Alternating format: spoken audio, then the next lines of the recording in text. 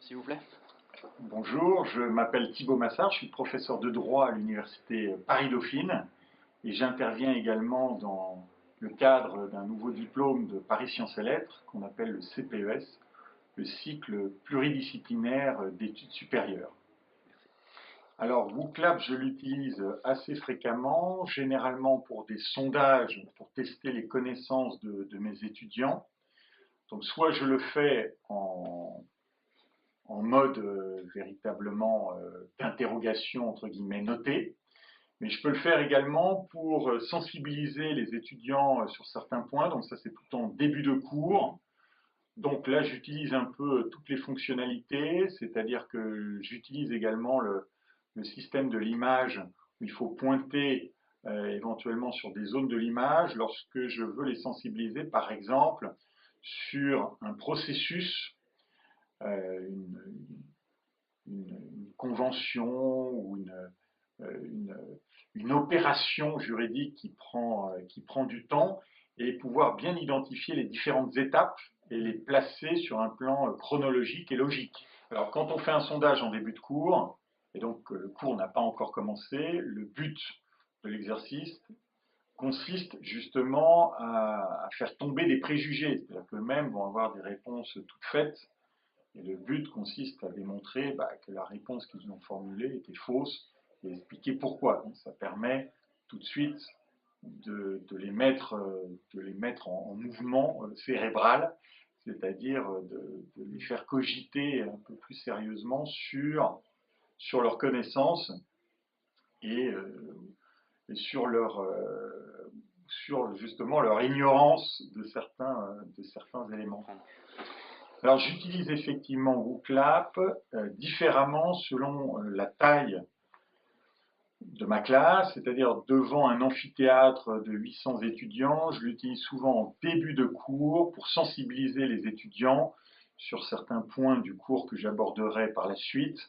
Donc je leur pose généralement des questions et on les sonde.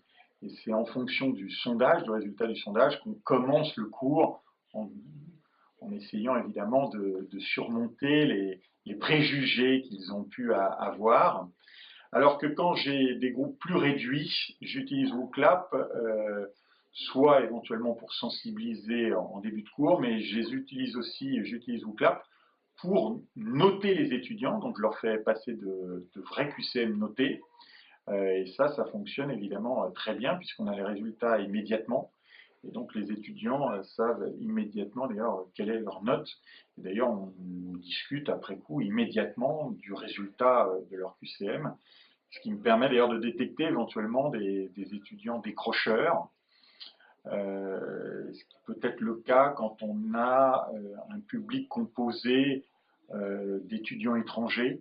On veut être sûr qu'ils comprennent bien le cours, qu'ils maîtrisent suffisamment bien le français. C'est vrai que WooClap aide à savoir si ils suivent et ça évite de constater malheureusement des difficultés en fin de semestre, voire pire en fin d'année. Donc là, au fur et à mesure, on peut réajuster le tir. Alors on s'aperçoit que de toute façon, on ne peut pas vraiment poser plus de 10 questions parce qu'après, les étudiants sont moins concentrés. Donc il y a un effet de nouveauté, évidemment, dès que le QCM ou CLAP apparaît, mais plus de 10 questions, on s'aperçoit que les étudiants ne seraient plus concentrés. Donc sur 10 questions, les étudiants arrivent à être parfaitement concentrés sur l'exercice. Il n'y a pas de problème, mais je déconseille d'en faire plus. Alors l'avantage essentiel de WooClap, c'est d'avoir un résultat instantané.